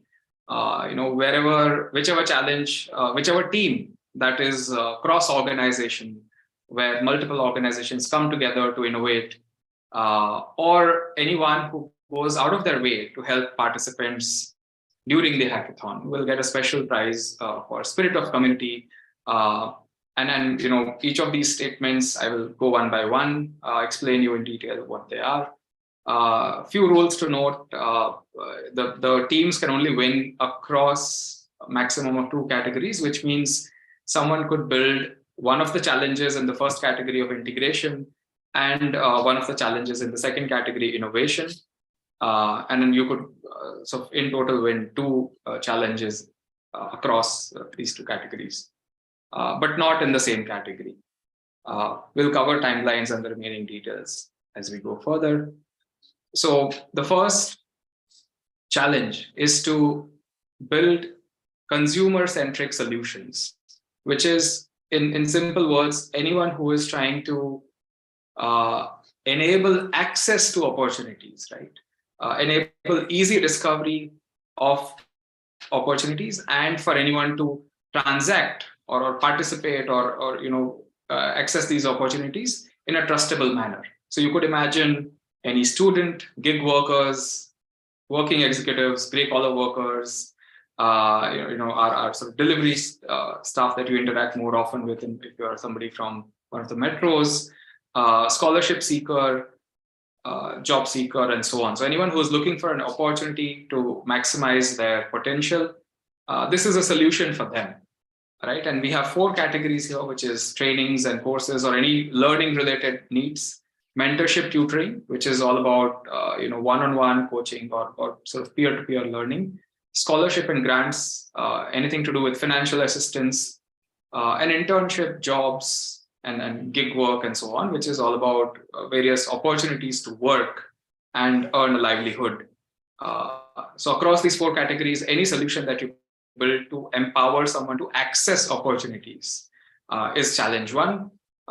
As it goes, the next challenge is for people who are providing opportunities, right? So companies who are trying to create jobs, training centers trying to offer trainings, experts trying to provide mentoring, tutoring, coaching, or sort of any foundations or philanthropic grants trying to help people upskill and then earn a better livelihood. So the second solution is for them. They should be able to publish these opportunities onto an open network, and all of these opportunities through various solutions when they come on the network should be able to discover through the challenge 1, which is the consumer side interface. If you've participated in the previous hackathons of ONDC or UHI, you would be very familiar with some of these lingo. But more on this, if you're confused with the words BAP, BPP, and all of that, more in the resource pack and the master classes which are tuned ahead. Moving on. The third, fourth, and fifth challenge, which is in the innovation category. The first one, and I think Pramod emphasized this quite heavily about verifiable credentials, how they can provide high volume, low cost, and then high trust solutions. So anyone who layers the discovery with an element of trust using verifiable credentials, and then verifiable credentials can be used for foundational ID. For example, in India, we already have Aadhaar, which itself is a verifiable credential, and or any other functional ID, right, which helps you prove your role. For example, I'm a student, I'm a teacher, I'm a nurse, I'm a farmer, etc. Anything that helps you access these opportunities in a trustable manner.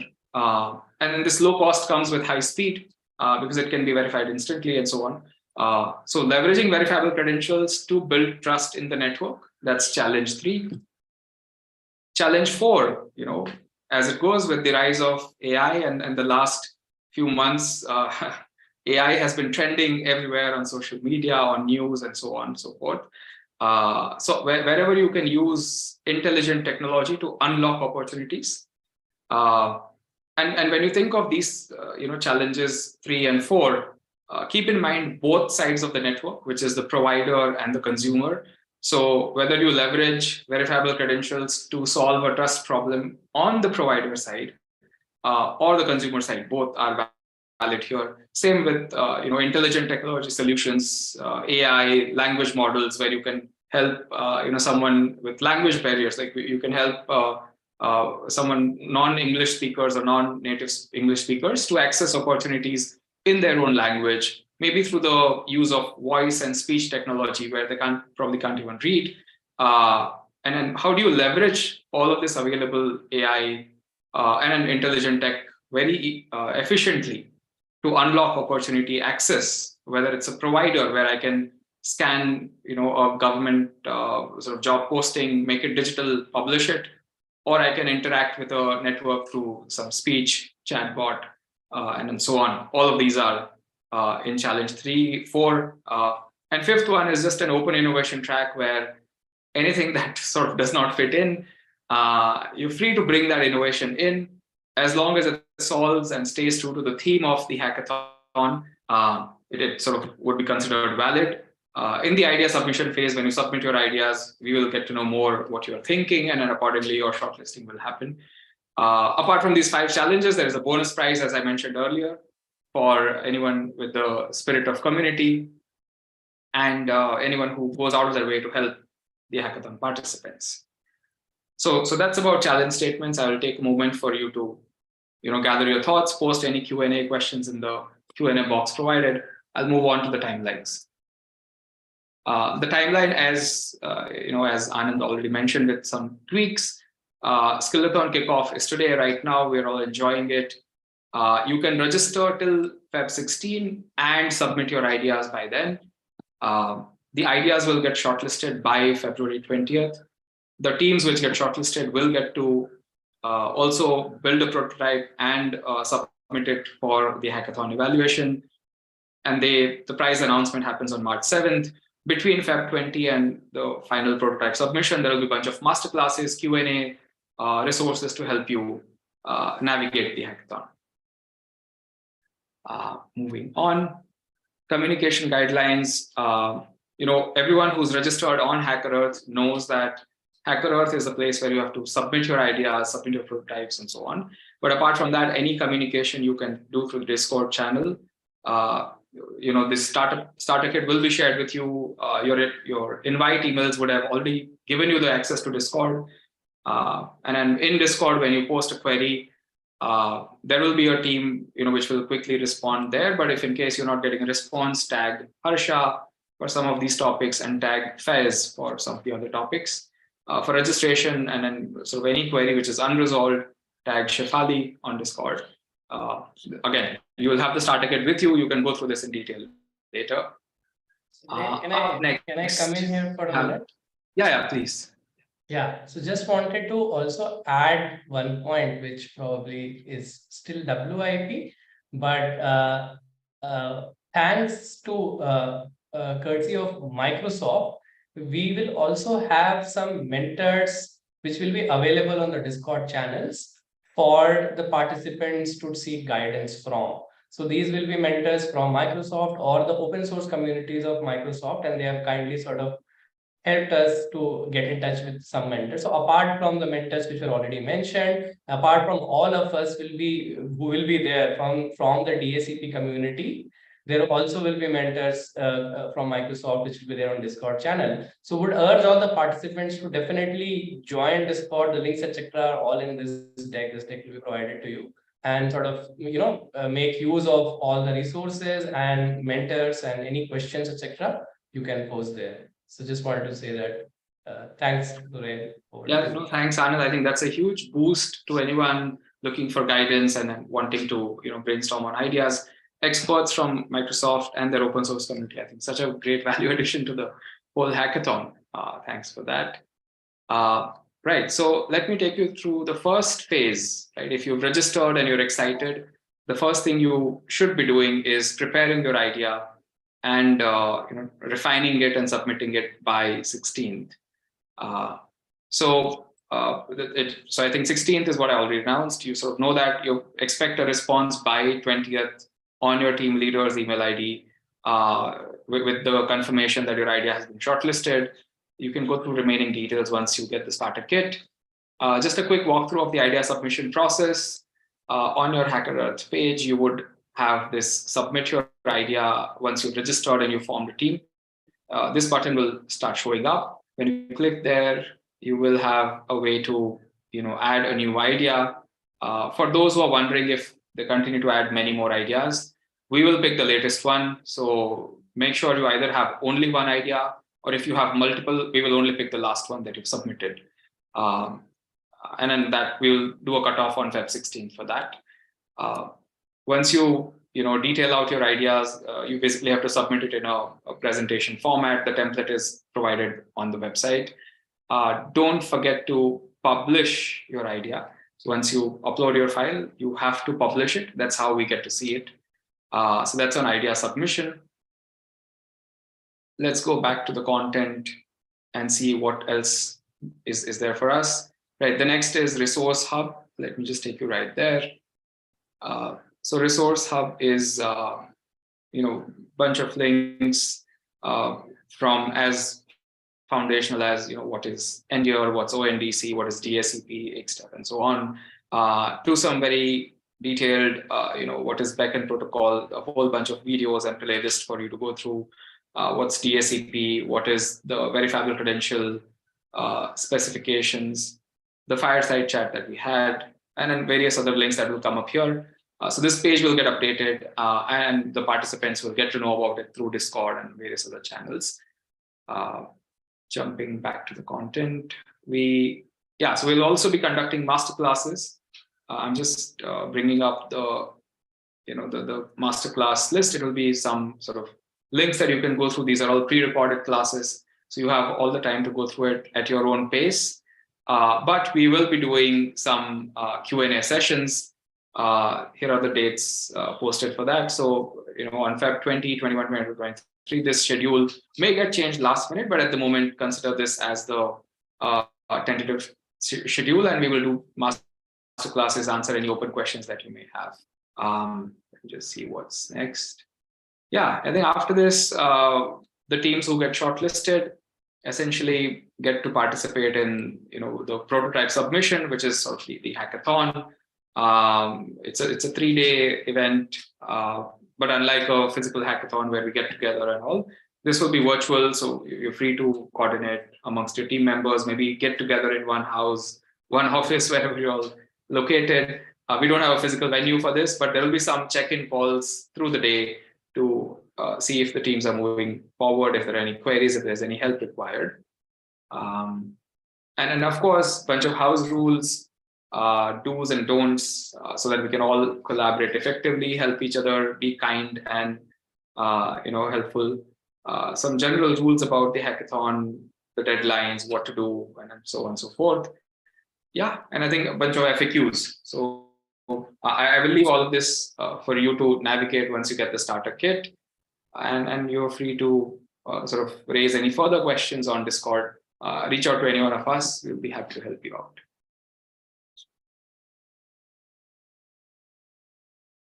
Great. Anand, back to you. What else do we have now? Thanks a lot, Suren.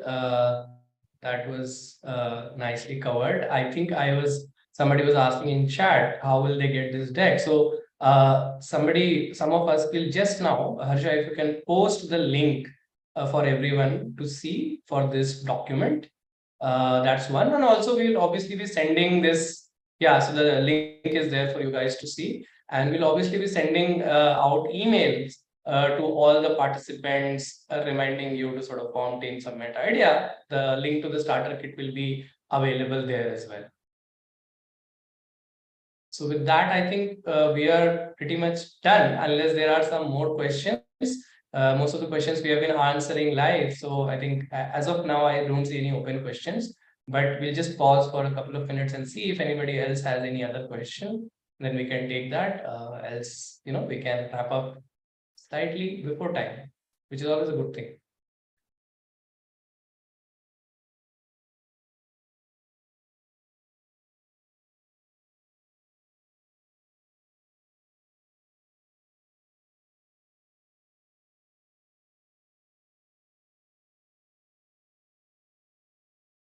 Aditya, you can select from the same category also. The only restriction is that we want everyone to have a chance to win prizes. So that's why what we are saying is you can win prize across one of the challenges in innovation and one of the challenges in integration category. You can participate in all 5 categories. You are most welcome to do that.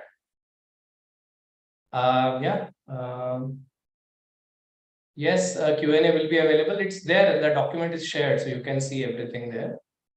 yes, the recordings will be available both on Sunbird's YouTube channel, and the link will also be provided in the same starter kit. If you remember the resource page on the bottom left, there were the link to all the fireside chats which have happened. So this was the third fireside chat which happened with the kickoff. There have been two which have already happened. The first one was with Samaj players. The second one was with funders. This was a third one, and there is going to be another one this Friday at 5 p.m. With a few founders from private organizations to see their perspective on how skilling education domain looks like and how something like this can be beneficial for them. So do join for that also, Friday 5 to 6 p.m. Again, you will all receive email invites to register for that event as well.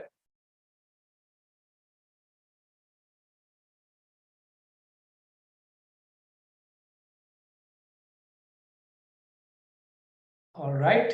So I think that's all from our side today. I'm very excited to sort of formally kick off this Skill-A-Thon, and looking forward for all of you guys to come and build some really interesting, creative, innovative hacks, which will go a long way in solving some of the core problems which the India's education and skilling domain is facing. And we are always available for you guys in case you have any query. You can, use the same deck. All the links are there. You can come and ping us on Discord. You can write to us, and the email ID is also provided, innovate@sunbird.org. And yeah, so look forward to seeing some exciting ideas come in over the next 3 days, and then we will sort of see you all on Friday's fireside chat as well. Thank you, everyone, and thanks a lot for joining.